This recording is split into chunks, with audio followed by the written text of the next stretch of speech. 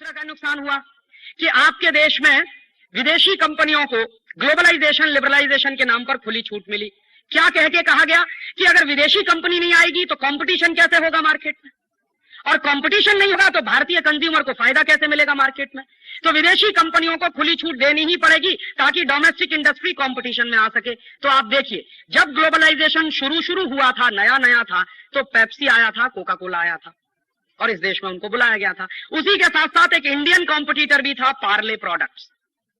तो उसका Thums up था मार्केट में, उसका लिम्का था मार्केट में, कोका कोला था मार्केट में और लहर पेप्सी था मार्केट में। तो दो बाहर से आई हुई कंपनियां थी और एक इंडियन कंपनी थी। और इंडियन कंपनी पार्ले प्रोडक्ट्स तो बहुत बड़ी है, इसके साथ साथ कैंपा भी था, चरणजीत सिंह वाला 77 जो बेचा करता था। और कैंपा के साथ साथ एक और था, गोल्ड स्पॉट। भले ही छोटी कंपनी थी लेकिन मार्केट में कॉम्पिटिटर के रूप में तो उनकी हैसियत थी ही। तो क्या हुआ कि नया नया जब ग्लोबलाइजेशन शुरू हुआ था तो ऐसा माना जाता है कि उस समय कंपटीशन नहीं था। कंपटीशन तो तब होगा जब मल्टीनेशनल को खुली छूट मिलेगी। तो उस समय क्या होता था, आप प्राइसिंग में पैरिटी करके देख लीजिए। हिंदुस्तान में जब पेप्सी नया नया बिकने के लिए आया, कोका कोला नया नया बिकने के लिए आया, तो उस समय पेप्सी की बोतल बिकती थी 3.25 रुपए की, 3 रुपए 25 पैसे की पूरे देश में। कोका कोला भी 3.25 रुपए का था और थम्स अप उस समय 3.5 रुपए का था। तो थम्स अप वाले को भी अपने दाम कुछ कम करने पड़े, उसने भी 3.25 रुपए का किया। तो पेप्सी 3.25 रुपए का, कोका कोला 3.25 रुपए का, गोल्ड स्पॉट भी 3.25 रुपए का, माने नॉर्मल 3 रुपए 25 पैसे से 3 रुपए 50 पैसे के रेंज में सभी बोतलें बिका करती थी इस देश में। फिर क्या हुआ, चूंकि विदेशी कंपनियों को खुली छूट है, उन्होंने मार्केट में इंडियन कंपनियों को टेक ओवर करना शुरू कर दिया, जैसे साउथ कोरिया में हुआ।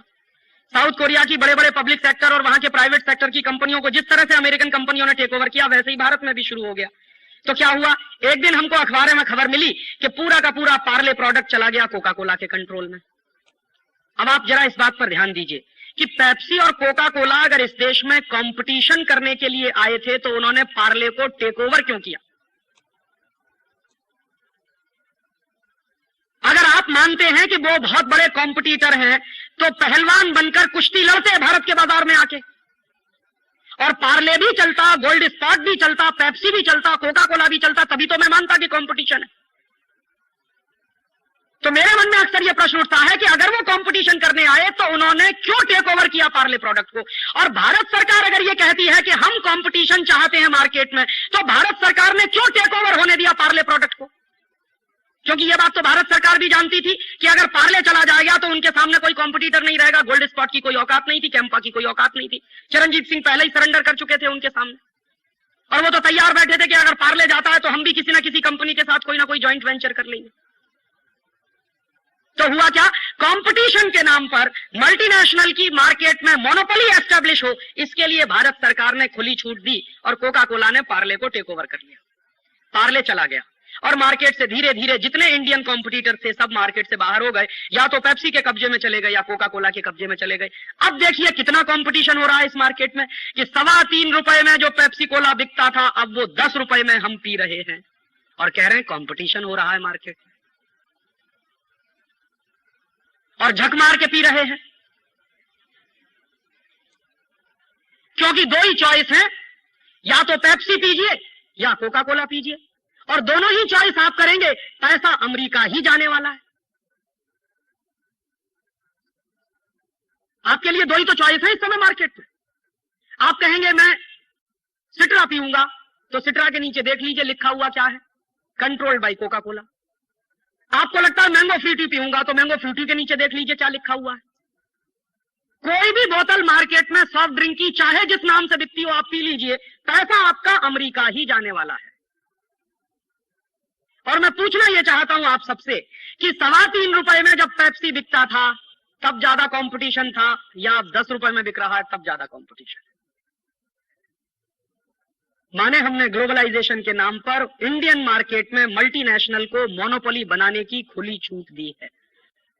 तो दूसरा बड़ा झूठ इस देश के लोगों से यह बोला गया है कि हम मल्टीनेशनल्स को बुला रहे हैं तो कंपटीशन होगा मार्केट में। आपने कंपटीशन के लिए नहीं बुलाया, आपने उनकी मोनोपोली एस्टेब्लिश करने के लिए मार्केट में बुलाया।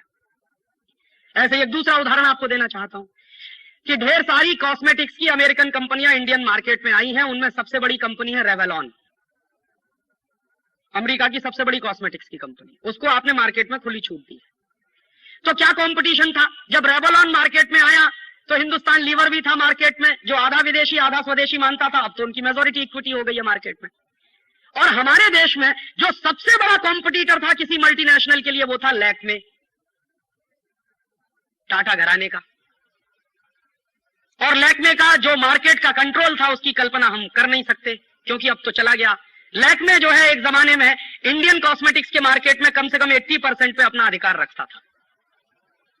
तो मार्केट में आपने विदेशी कंपनियों को खुली छूट दी, झूठ ये बोला सारे देश के लोगों के साथ कि हम कंपटीशन करवाना चाहते हैं मार्केट में। और वो कंपटीशन करते करते करते करते एक दिन हमने अखबार में सवेरे ही सवेरे पढ़ा कि लैक्मे भी चला गया विदेशी कंपनी के कब्जे में। हिंदुस्तान लीवर ने उसको भी टेक ओवर कर लिया। तो फिर प्रश्न यही मन में आता है कि जब हिंदुस्तान लीवर मार्केट में था, रेवलॉन मार्केट में आया और हमारे देश का लैक्मे था, तब कंपटीशन ज्यादा था, या अब कंपटीशन ज्यादा है जब लैक्मे पूरी तरह से विदेशी हो गया? ठीक यही कोशिश हुई एशियन पेंट्स के साथ, वो कोशिश कामयाब नहीं हो पाई। आईसीआई कंपनी ने एशियन पेंट्स को टेक ओवर करने की पूरी कोशिश की, उसमें वो सफल नहीं हो पाए। एक भारतीय शेयर होल्डर के मन में थोड़ी राष्ट्रीयता पैदा हो गई, इसलिए उसने मना कर दिया कि नहीं बेचूंगा। ऐसे हालांकि कम लोग मिलते हैं इस देश में। तो वो कोशिश उनकी फेल हो गई। अदरवाइज तो इस देश की सबसे बड़ी प्राइवेट सेक्टर की सबसे बड़ी डोमेस्टिक कंपनी जो पेंट्स बनाती है, एशियन पेंट, वो चली गई होती आईसीआई के कंट्रोल में। तो कंपटीशन हो कहां रहा है? मार्केट में तो मोनोपोली होती चली जा रही है, हम देख रहे हैं, हमारी आंखों के सामने मोनोपोली हो रही है। कंपटीशन देने वाला पहले कभी टॉम को हुआ करता था मार्केट में, वो टॉम को चला गया हिंदुस्तान लीवर के पेट में। तो कंपटीशन देने वाले इस देश में जो 36 बड़े इंडस्ट्रियल एम्पायर थे, वो तो जा चुके हैं पिछले 7 साल में विदेशी कंपनियों के पेट में। तो कंपटीशन हुआ है कि मोनोपोली एस्टेब्लिश हुई है मार्केट में। और मैं आपको एक जानकारी के लिए कह दूं कि विदेशी कंपनियां, मल्टीनेशनल कंपनियां कभी भी कंपटीशन में विश्वास नहीं रखती, ये आप जान लीजिए। वो हमेशा कार्टेलाइजेशन में विश्वास रखते, वो कार्टेल्स बनाते। और ये जो चक्कर हमारे देश में चल रहा है कंपटीशन के नाम पर कंट्रोलिंग का, पूरी इकोनॉमी को, पूरे मार्केट में मोनोपोली का, ये चक्कर इस समय अमेरिका में भी चल रहा है और यूरोप में भी चल रहा है। अमेरिका की बड़ी बड़ी कंपनियां आपस में मर्ज कर रही हैं। आईबीएम और आईसीएल दोनों के मर्ज होने की तैयारी चल रही है इस समय। बोइंग और